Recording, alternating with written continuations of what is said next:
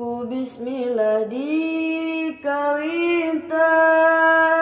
abdi ngarangkai syairan, kisahna dua insan anu nuju LDR-an.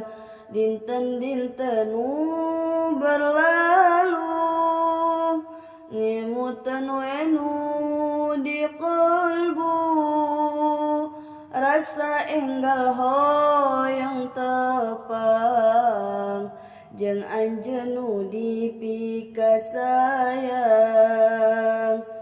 Dua raga nu pajauh, jarak nu sesah ditempuh, can pernah tepangan wajah, tapi kanyaah terubah.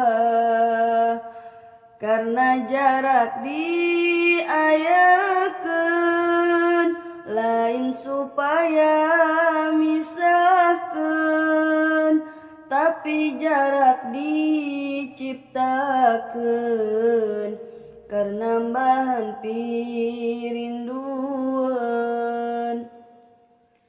Anjeun teu kudu hariwang, sebab jarak nu ngabentang, jarak kur misahkeun raga, sanes misahkeun dua rasa.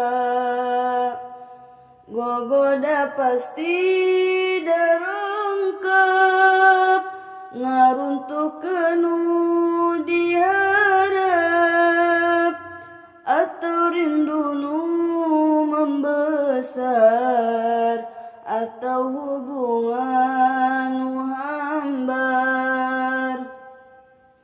Anjeun tidinya sing yakin, abdi di dieu ngajamin.